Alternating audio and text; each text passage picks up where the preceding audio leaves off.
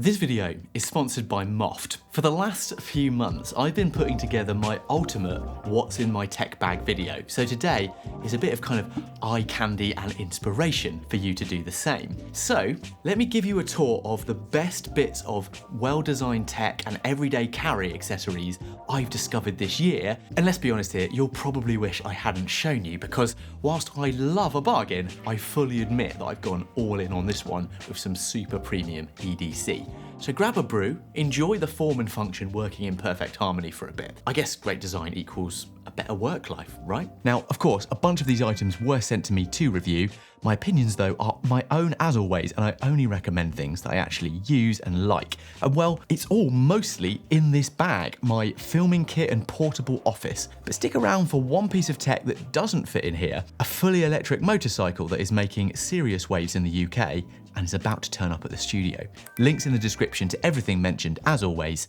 Just be careful to keep an eye on your bank balance. I reckon putting together the right tech bag setup actually goes a really long way to making life so much easier when you're working on the go. So let's start with the bags. This is from Harbour London and has room for all of my essential camera computing gear as I need it. And I really like this kind of attachment that they've added to the bag, which is like a kind of tech DOP carry bag. And you can just like pull it off. It's kind of magnets and clips. And it's actually surprisingly reassuring how easily that sticks on there. So let's open it up. Something I've been impressed with is how fully openable the main compartment is.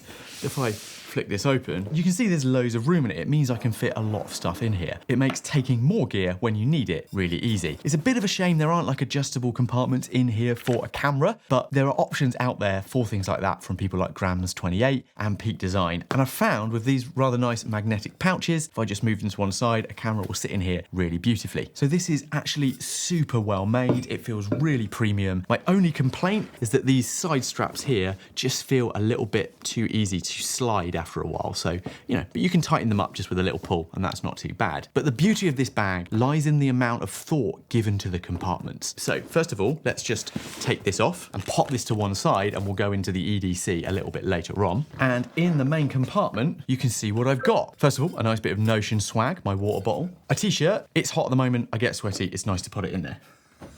Now, usually you'll find my camera here, but I'm filming on it. So my camera of choice is the Fujifilm X-H2S. It's a beast for video and photography. I love the color profiles, and as it has an APS-C sensor, lenses are much more affordable than full frame. I'm a Fujifilm fan, what can I say? So this is currently the Viltrox 13mm 1.4 that you're looking at me through. It's super fast, high quality lens that actually is very little money, so check it out. And I ordered this wrist strap from Harbour as well to make sure I don't drop it. So what else have we got in here? Rode Wireless Go 2 mics. So I fully swear by these things. You get 2 mics in the pack. They're great for on-the-go improved Zoom call quality, interviews, recording, attaching it to your camera for wireless sound. They're fantastic. Now, in one of the included pouches that magnetize onto here, I've got my multi-socket Targus travel charger. It's got travel clip extensions, which will click onto there.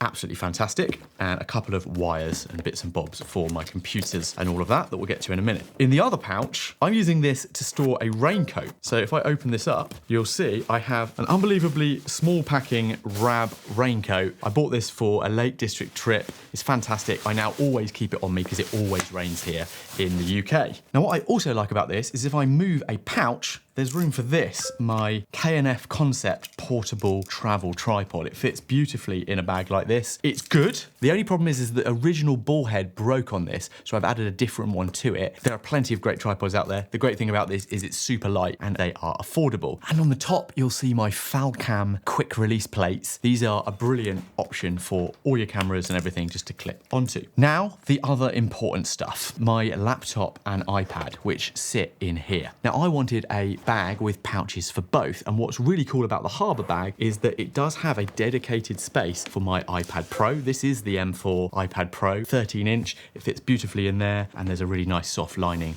to store it in there. I've also got the Apple Pencil Pro. I've been using the iPad with my Apple Pencil Pro for a few weeks now. It's great, but should you upgrade to it? Check out my previous video on the channel after this. As for the computer, I've always loved my M1 Max MacBook. I use it in the studio all the time, but over the last few months, I've been trying out this, a much better travel option, the M3 MacBook Air. And I have to say, this is now a serious argument against a MacBook Pro for all but the superpower users. I can't believe how well this thing eats through 4K footage in Final Cut Pro, and what I've really enjoyed about traveling around with this is how light it is to carry with a rather nice screen. And given the coming developments in AI across Apple's platforms, I think these M3 MacBook Airs are a great option right now for being ready and able to make the most of those AI powers with the neural engine capabilities built into these. The demos I saw at the launch event a few months back were amazing. I'll link the video below too if you want to check it out. Oh, and make sure you hit the like button too while you're down there. Now let's move this to one side, because with all this expensive Apple tech, let me show you the best ways to keep it all protected with a couple of practical, flexible features for working and relaxing remotely. And the good news is, today's sponsor Moft has sent a bunch of surprisingly ingenious options that do that rather well. So first, this is the Snap Float Folio for the iPad, a switch-friendly case that unlocks using the iPad in all the ways you want to. It uses this clever origami-inspired folding system, all with full protection in a premium vegan leather, which is scratch, water, and stain resistant. It's compatible with the iPad Pro, Air, and Mini models. This is actually my old iPad, but for the new 2024 versions, check Moft's website. And this is quite the shapeshifter, allowing you to switch seamlessly between drawing, note-taking, and streaming on the go. So I always look for a cover that supports that nice drawing angle for comfort, since I tend to use that a lot. But I also like that I can raise the iPad up to monitor level when I'm working and need a second monitor on the fly. Now I've paired the Folio with Moft's Snap iPad case. It's kind of a plastic iPad cover that gives you a bit of extra protection. And whilst I haven't always personally been a fan of these little pockets for the Apple Pencil, this is actually a really nicely made one. There's a little poke point to get it through. Now for the MacBook, this is Moft's Carry Sleeve, and this has actually got a similarly ingenious solution. It doubles as storage, a sleeve, and a stand, and there's even a little secret document pocket in there, which is rather beautifully done. I like that the stand can adjust to either 15 or 25 degrees, depending on what you need, raising the computer up, and paired with the iPad stand, it's a brilliant solution. Or if, like me, you might have a bag that offers protection already, there are compact adhesive laptop stands from Moft, like this one, that also aid cooling using some graphene-based cooling tech. It sticks on the back, and you can just peel it back off, and it's really good. But you know what? It's this little beauty that has most impressed me. This is the invisible tripod, and it's become a permanent fixture on the back of my iPhone 15. I've recently paired it with these rather nice transparent cases so I can see that titanium iPhone 15 Pro. Why do I like this? Well, it's proven to be the smallest and most versatile, quick to use tripod stand, meaning my iPhone is more regularly a viable camera option. It's not a traditional tripod, and that is why I like it. The minimal but multifunctional design means you can use it as a quick stand, rotate the camera, and it's a great way to make the most of your phone in various angles and adjustments, whether it's for a vlogging camera, in floating mode, or for filming and watching content. Perhaps the best thing about the tripod though is the compact and lightweight design. You barely notice it's there, you can keep it on the phone, and it's there when you need it, making it a great portable travel companion. When you need it most, you can just flip it out and away you go. So as you can tell, I'm a bit of a fan of Moft. I use their cases every day, so check them out via the link in the description and make your Apple devices safe and sexy. So that's all good, but if I want to go on a longer trip, I'm gonna need a case. Level 8 sent over a couple of them to try out, and I actually didn't realize how much difference good design makes with a case. My favorite has to be this, the Gibraltar Aluminium Carry-On. It's won a Red Dot Award for its design, and I think for good reason. There are a lot of bonus features included here. A slow release rubber handle, which is rather nice, well-designed TSA locks, and super quiet wheels. The carry-on also came with a set of pouches for organising your items inside. Downsides? Well, it's quite heavy, and for some UK flights, the size might be slightly too much for standard tickets. I have to check this in as a premium boarding thing with EasyJet. Level 8 do, however, offer other more affordable options that are lighter, and this is the Voyager 28. It's genuinely the best check-in luggage I've owned, and I think my cat likes it too. And it feels quite affordable for the quality. The highlight has to be the wide handle, making more space on the inside.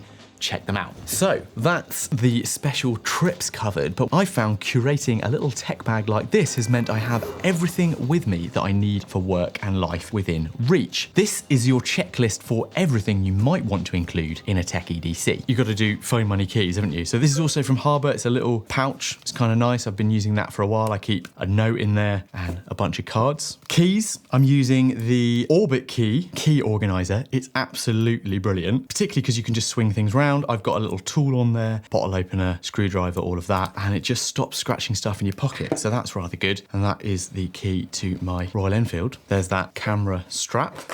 This is also moffed. This is a little battery pack that will give you a charge. And in terms of like travel tech, this is the Microsoft Arc 2 mouse, the tiny mouse that will fit and flatten into your bag. I've shown this loads of times on the channel. I absolutely love it. Got my trusty SanDisk SSD. I edit all of my projects off this. They're pretty rugged actually and super fast. You can work off them. What else is in here? A little USB-C cable to go with it and a couple of pens. I'm a big fan of Muji. That is a Muji ballpoint pen. If you don't know about them, an amazing little company. Super cheap, very nice to use. And this is my sexy little pen. This one is from Kaweco. It's a Kaweco Sport fountain pen. They're really nice, really good travel pens. I use that to tick off what I'm up to. Some paracetamol. This is also from Muji. This is a little spray.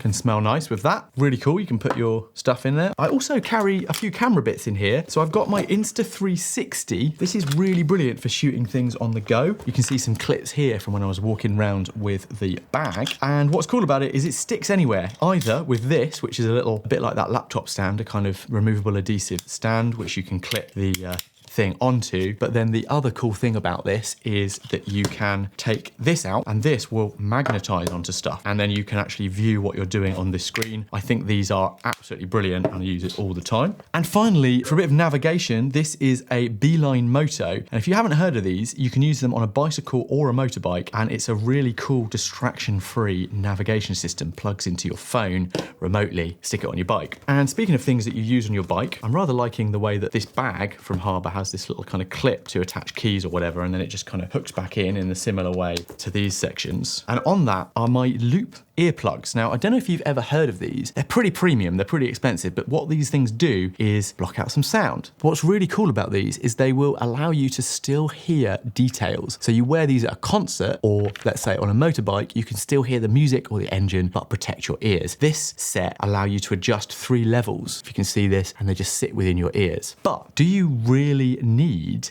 earplugs for motorcycling when the bike is silent? Now, you may or may not know this, but I am a motorcyclist. I love my Royal Enfield, but for the commute and the environment, I've been waiting for that perfect electric motorcycle option that will finally strike the balance of value, power, and design to be a viable commuter option. And well, I think this is it. The Maeving RM1S. I attended the launch at the bike shed in London last month and took the bike out for a test ride to see what it was all about. It's got some rave reviews from the press. It does 70 miles per hour and will run up to 80 miles on a charge of its removable batteries, all built in the UK, and some beautiful design cues from the classic bikes of the past. In fact, I'm waiting on one to be delivered here in the next few weeks. I can't wait. You'll be able to watch a full feature on this slightly more unusual piece of travel tech on the channel soon. So that might have got you inspired to upgrade your bits and bobs. But next, if you're an iPad user, watch this video for the apps and tips to bring it to life, or to get your work as organized as your bag is now,